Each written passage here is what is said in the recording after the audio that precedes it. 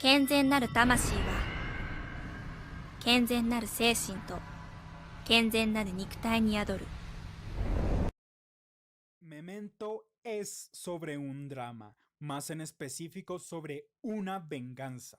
Leonard busca a uno de los perpetradores del asesinato de su esposa y que le provocó un daño cerebral que le impide crear nuevas memorias, por lo que recurre a un sistema de notas, tatuajes y fotografías para recopilar y guardar información que le ayude en su vendetta. ¡Venganza! ¡Mierda, sí! So where are you? You're in some motel room? You just wake up and you're in a motel room. There's the key. It feels like maybe it's just the first time you've been there, but perhaps you've been there for a week, 3 months. It's kind of hard to say. I don't know. It's just an anonymous room. Considero que Memento es un filme bastante memorable. Si llevas tiempo como seguidor del cine, podrías llegar a estar de acuerdo conmigo en que esta afirmación es más aplicable no a sus personajes o historia, sino a su particular forma de narrativa. Porque vaya que sí que es interesante como concepto que una historia con tan simple y hasta cliché premisa inicie de forma literal con su final y que de ahí en adelante vaya contando sus hechos en reversa hasta terminar con su inicio. Pero saquémonos la verga de la boca y ahondemos más en esta curiosa técnica. He de decir que puede llegar a parecer a primera vista un truco para llamar la atención, porque como ya mencioné, su premisa no es nada complicada y la podríamos reducir a ser una simple venganza similar a la de cualquier otra obra con esta trama.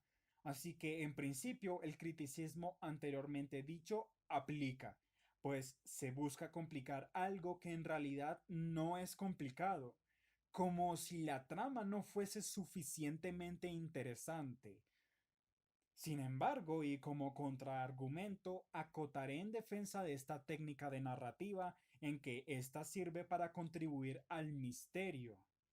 En entrevistas sobre el filme, el director Christopher Nolan habla sobre cómo una de sus intenciones era hacer un noir contemporáneo y que para lograr dicho objetivo apeló al uso de una narrativa acrónica, es decir, una narrativa en desorden. Pero realmente, ¿de qué forma aporta esto al misterio? La respuesta simple es que esta técnica vuelve a la historia un rompecabezas. Esto le da un toque de intelectualidad, no en el sentido de que la película diga cosas inteligentes, sino más bien en el sentido en el que uno como espectador debe estar muy atento a lo que pasa y que constantemente uno esté organizando las piezas de este rompecabezas. No sé ustedes, pero en mi opinión, mucho mejor que otros misterios que son solo giro argumental sin sentido tras giro argumental sin sentido y un montón de exposición tratando a los espectadores como si sufriéramos de déficit de atención. Así que es bueno ver un filme que no subestima el intelecto de su audiencia y que lo más probable es que debido a esto hay que vérsela varias veces para poder entender el orden de las cosas. Pero continuando con lo que dije y reforzando mi punto, si tomas el filme y lo organizas, notarás que no hay una influencia significativa de su narrativa desordenada en la historia. Pero no me voy a adelantar y concluiré este punto más adelante. So where are you? You're in some motel room? You just wake up and you're in a motel room. There's the key. It feels like maybe it's just the first time you've been there, but perhaps you've been there for a week, 3 months. It's kind of hard to say. I don't know. It's just an anonymous room. Un gran agujero argumental que tiene esta historia es que se supone que Leonard no debe ni puede recordar lo que pasó después de su accidente. Sin embargo, él sí puede recordar que tiene su condición. En otras palabras, luego de su incidente es cuando le explicaron que padece de un daño cerebral que le impide crear nuevos recuerdos, pero debido a esto mismo, él no debió recordar cuando le dijeron esto. Hmm. Se me podría responder con que él sí puede recordar esto debido a que durante su investigación a Sammy, a una persona que padece de la misma condición que el protagonista, Leonard llegó a la teoría de que una persona con esta condición podría llegar a recordar las cosas por instinto y por repetición. Así, Leonard, que desde su incidente se ha repetido y recordado su condición, puede recordar este hecho. Pero eso es algo que yo asumí, no algo que la historia me dijo o por lo menos me insinuó. Por otro lado, y yendo a algo de mayor importancia, el protagonista tiene un sistema para recordar las cosas, pero vaya que sí que es negligente, porque ¿cómo sabe él que alguien más no le escribió esas notas? Lo mismo aplica a sus tatuajes. Alguien bien pudo noquearlo y tatuarlo para hacerle pensar lo que sea. Lo que me lleva a, ¿no sería acaso más fácil la vida de Leonard si grabara notas de voz? Esto lo hubiera evitado muchos problemas y lo más importante, hubiera eliminado gran parte de la trama en la que vemos a Leonard siendo manipulado por no tener la información a la mano o con qué anotarla.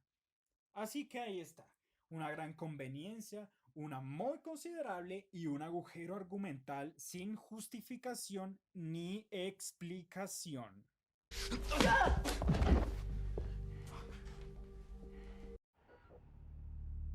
So where are you? You're in some motel room? You just wake up and you're in a motel room. There's the key. It feels like maybe it's just the first time you've been there, but perhaps you've been there for a week, 3 months. It's kind of hard to say. I don't know. It's just an anonymous room.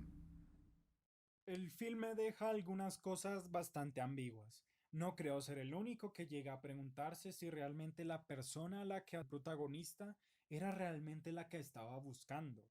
Hasta me pregunto si al final no fue manipulado por Natalie para que matara a alguien que le causaba problemas a ella, siendo realmente ella la única que cobró venganza, mientras los demás solo fueron víctimas.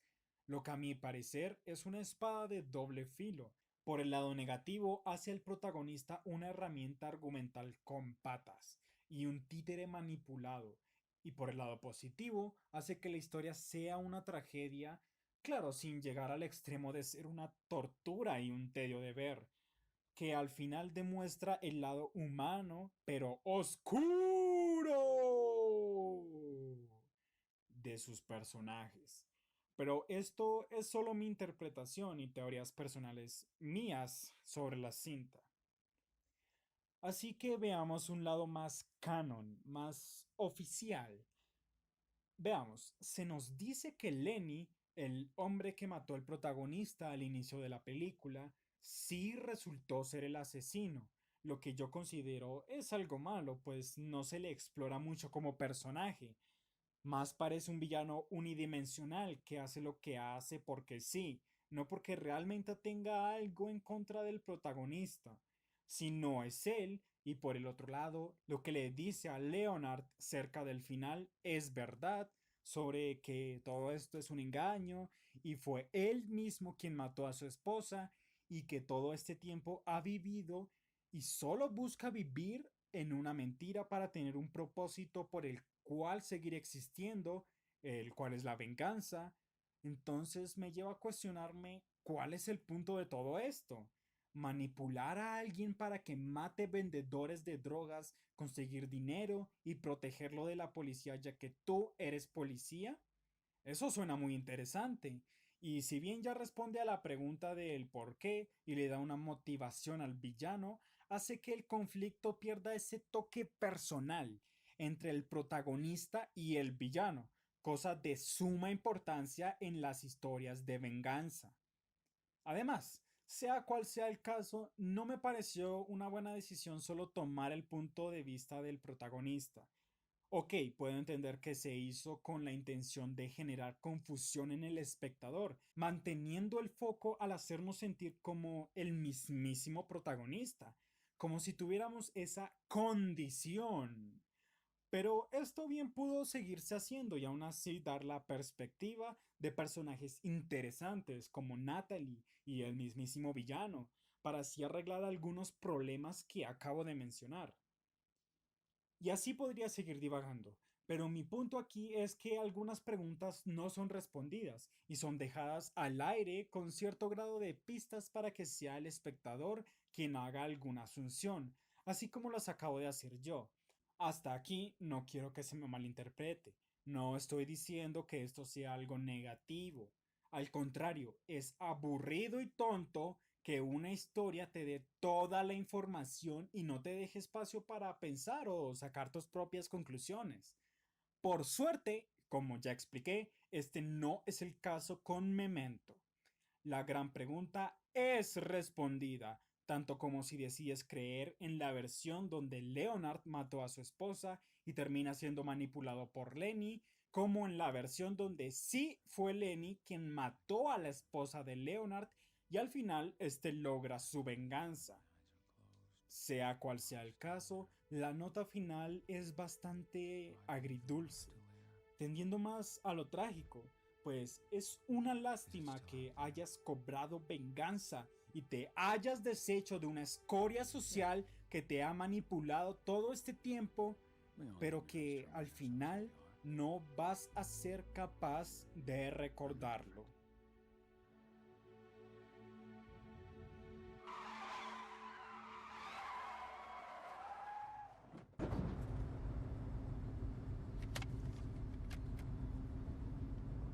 Now, where was I? Para finalizar, continuaré y concluiré con el criticismo de que la forma de narrativa de Memento no es la gran cosa. Y por último, reforzaré más con que si piensas ver el filme múltiples veces, empezarás a notar que la magia se pierde poco a poco. Esto ocurre porque la primera vez estamos escépticos y no sabemos lo que va a ocurrir. Con visualizaciones posteriores, este ya no es el caso. Ya sabemos lo que va a ocurrir y ya tenemos el rompecabezas armado. Es entonces cuando el efecto narrativo de contar la historia en reversa y de manera desordenada se acaba. Y solo nos queda una típica historia de venganza. Nada grave, siempre y cuando no seas un superficial que solo viene por la emoción del momento. Por otro lado, debido a su condición de film independiente, la considero inspiradora. El ejemplo de que no se necesita un gigantesco presupuesto ni efectos especiales para hacer algo bien hecho. Así que por todo esto diré que Memento es uno de esos casos que funciona solo la primera vez, a menos que sufras de una condición. ¡Uy, qué mello!